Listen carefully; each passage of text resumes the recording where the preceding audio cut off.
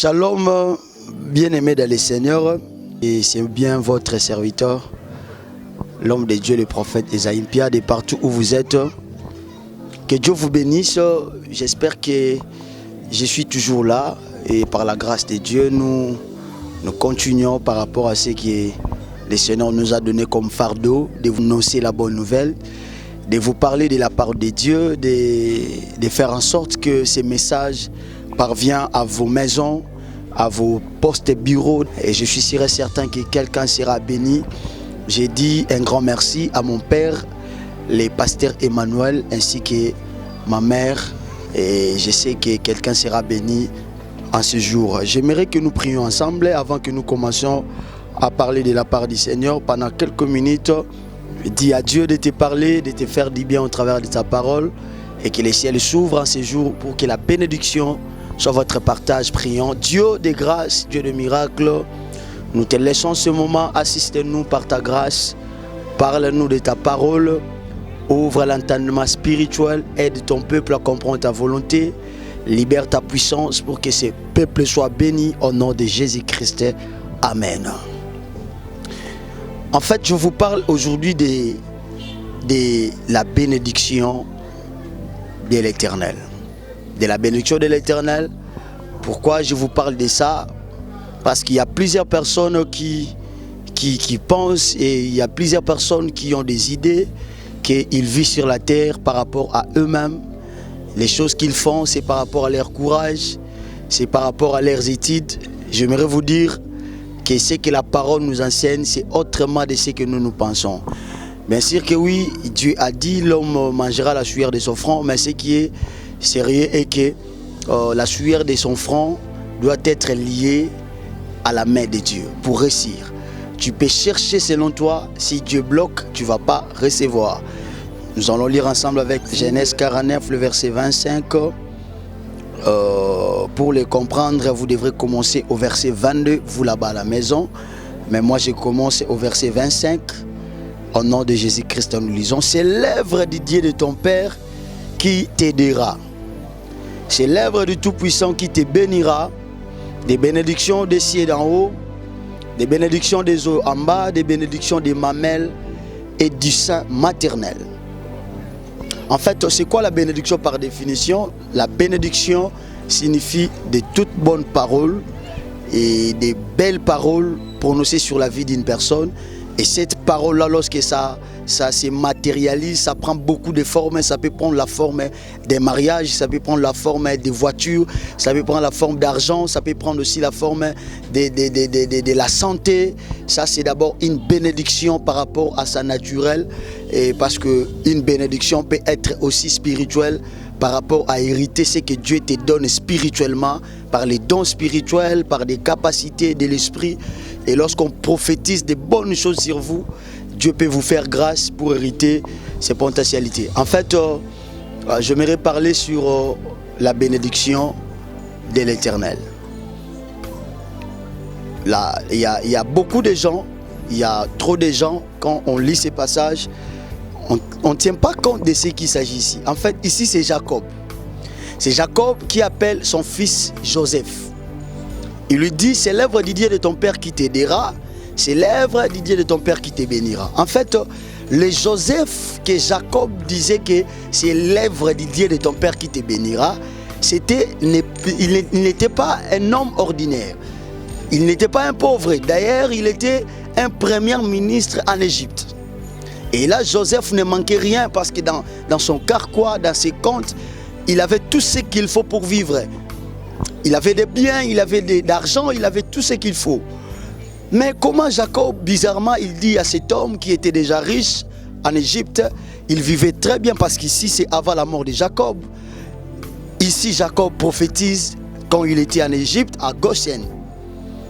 Et Jacob dit à Joseph, c'est l'œuvre du Dieu de ton Père qui t'aidera. Et c'est même œuvre-là qui te bénira. Alors il commence à expliquer des sortes de bénédictions. Il a dit, il y a une bénédiction que l'œuvre du Dieu de ton Père te donnera. C'est la bénédiction des cieux en haut. La bénédiction des cieux en haut veut tout simplement dire la bénédiction qui vient de Dieu lui-même. Donc ce que Dieu te donne, ce que Dieu dépose dans ta vie, ça s'appelle la bénédiction du ciel en haut. Et à part ce que Dieu te donne, parce que ce que Dieu te donne est lié à sa volonté. Deuxièmement, il y a ce qu'on appelle la bénédiction des eaux d'en bas. La bénédiction des eaux en bas, c'est la bénédiction qui est liée au travail d'une personne, ce que tu fais sur la terre des hommes.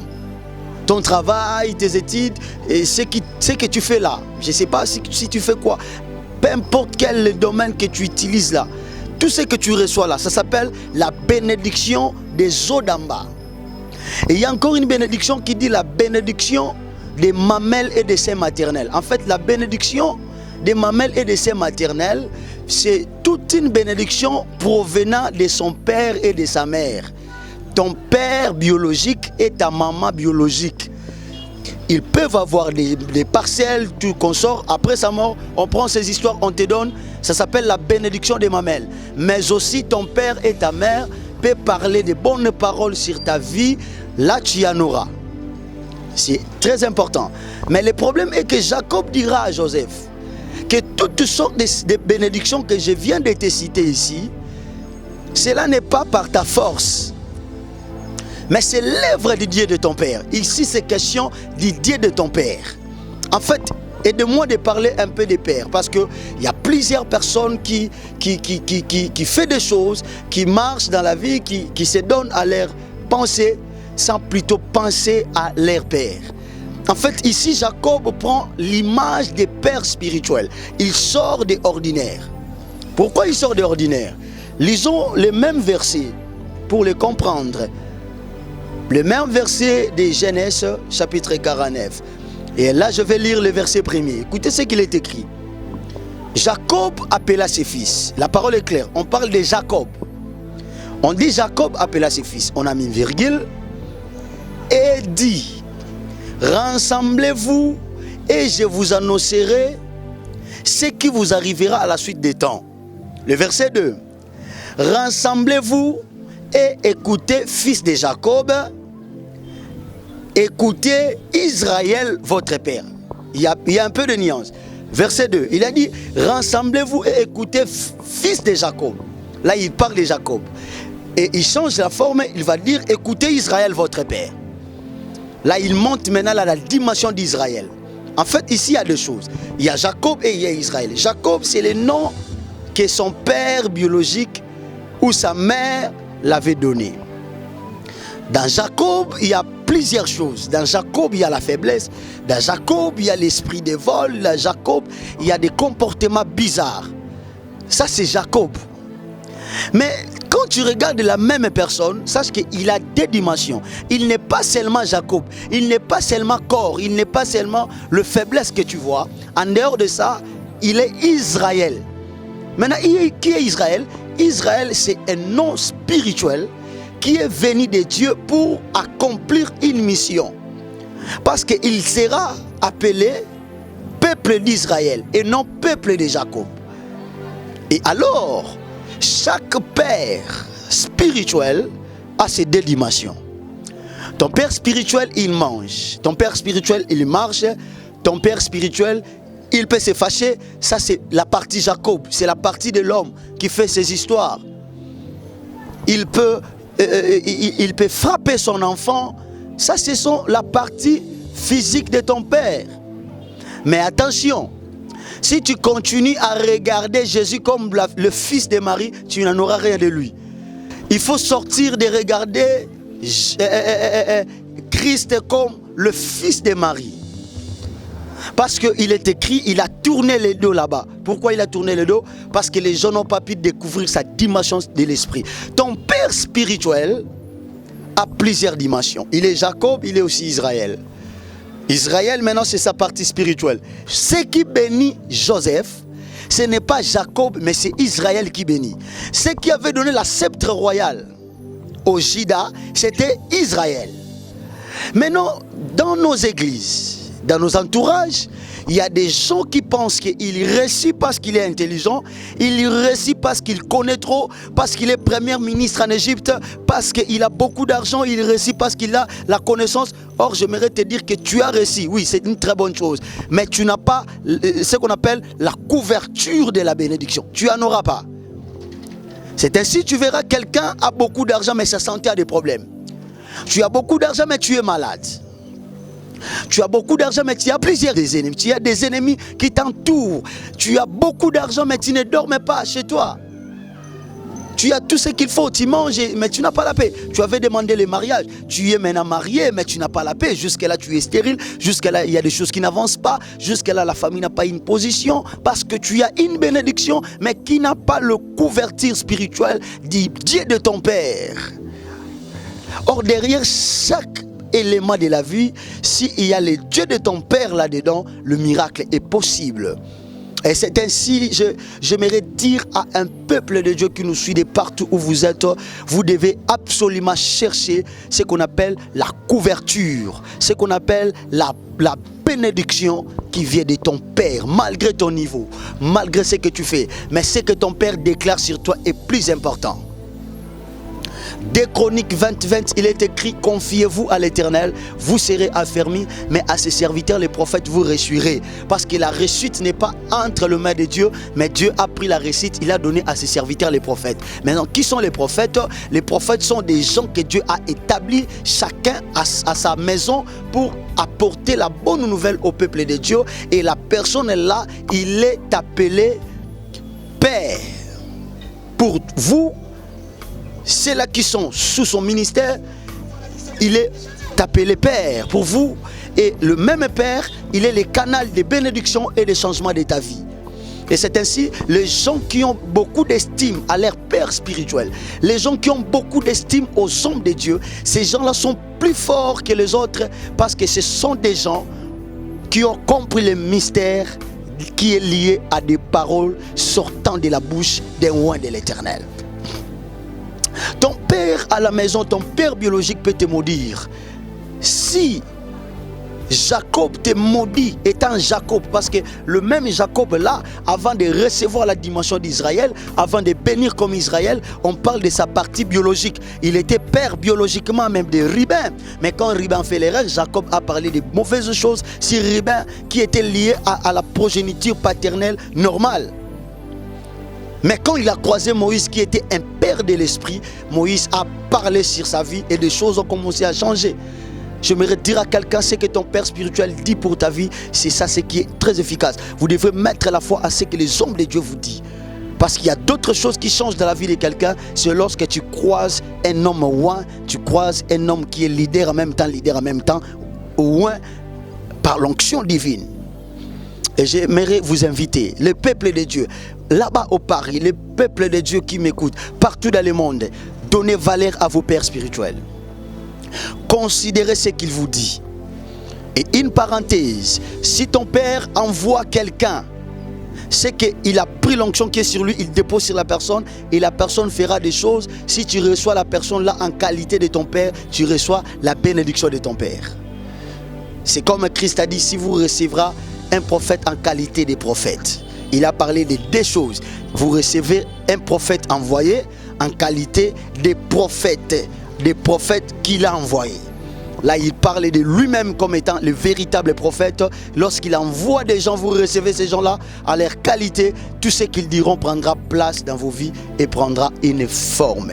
Je vous invite, le peuple de Dieu, et j'insiste à vous dire, vous n'êtes pas bénis parce que vous êtes intelligent, parce que vous êtes fort, parce que vous êtes courageux, mais la bénédiction de l'Éternel sort de la bouche de l'homme de Dieu, sort de la bouche d'un père. Si vous avez beaucoup de moyens et que des bonnes paroles d'un père n'est pas sur vous, c'est un trop dangereux parce que la porte d'entrée est là.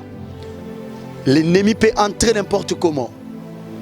Mais quand tu as des paroles de ton père, quand tu as des paroles d'un roi de l'Éternel, sache que Dieu te couvre. En fait, Jacob a voulu dire à Joseph, parce que c'est ici que je clôture. Joseph, il a commencé, il a dit, c'est l'œuvre du Dieu de ton père qui t'aidera. Le mot aide. Le mot aide, il se présente lorsqu'il y a un besoin. Ça veut dire que Joseph, tu peux avoir tout dans la vie, mais tu as encore des besoins. Il y a d'autres besoins dont l'argent ne peut pas te donner. Il y a d'autres besoins dont l'intelligence ne va pas te donner. Je vous donne l'exemple, tu peux avoir la nourriture de manger, mais l'appétit ne viendra pas de cette nourriture-là. Vous pouvez avoir l'envie de dormir, mais pour dormir, il y a quelque chose de Dieu qui se passe. Cela veut dire, tu peux être un ministre, les gens te contrôlent, les gens, tu as des gardes-corps, mais lorsque l'esprit des morts arrive, l'esprit des morts entrera et que les gardes ou les gens qui te protègent ne verront jamais l'entrée où l'esprit a passé, parce que l'esprit des morts craint que la présence de Dieu. C'est ainsi Jacob a voulu dire à Joseph. C'est l'œuvre de Dieu de ton Père qui t'aidera. Mets dans ta tête, malgré tout ce que tu as, lorsque tu auras des problèmes, n'allez pas au Dieu des pharisiens, n'allez pas au Dieu des Égyptiens, n'allez pas au Dieu de ce monde, mais reviens au Dieu de ton Père, parce que c'est lui qui a la clé des changements de ta vie. Je m'aimerais dire à quelqu'un, quand tu te retrouves à des problèmes, quand tu as des difficultés, n'allez pas chez le féticheur, n'allez pas chercher des gens de ce monde, n'allez pas faire de n'importe quoi. Cherche les dieux de ton Père, cherche ton Père, dis-lui. Moi j'ai toujours dit aux gens, si Anne de la Bible, 1 Samuel chapitre 1, si Anne de la Bible, Anne, elle pouvait tout simplement entrer dans la maison ou entrer dans les temples et aller au bureau là où il y avait les sacrificateurs Élie, Anne, je suis sûr et certain, elle aurait recevoir Samuel sans plutôt se tracasser. Mais Anne elle-même a commencé à chercher la face de Dieu jusqu'à tel point sa voix ne sortait plus. Il n'y avait toujours pas une réponse. Et quand un père est venu, le père quand il est venu, il a dit à cette femme, en fait la femme, il a dit à cette femme, tu es ivre, la femme a répondu, je ne suis pas ivre. Et après ça, l'homme de Dieu prononce des paroles. Et quand le père est venu, il a dit d'abord à cette femme que tu es ivre.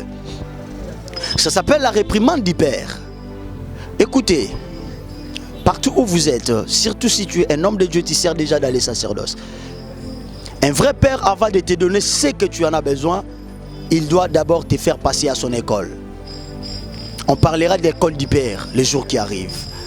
Il doit t'introduire à son école. Et l'école du père, il a tenté Anne. Il a tenté Anne, comme les gens ont toujours dit. Il a tenté et Anne n'a pas cédé. Il a compris que cet homme derrière lui a un miracle. Anne a répondu favorablement. Et écoutez ce que le sacrificateur dira à cette femme. Va que Dieu te donne ce que tu en as besoin. Et à partir de ce jour-là, il y a le miracle. Parce que le Père a parlé. C'est soir, c'est matin, c'est midi à vous là-bas. Je ne sais pas vous par rapport à vos heures de pays. J'aimerais vous dire que la main de Dieu de ton Père est sur vous. Si tu n'as pas un Père, je déclare sur vous que la main de l'Éternel est sur vous.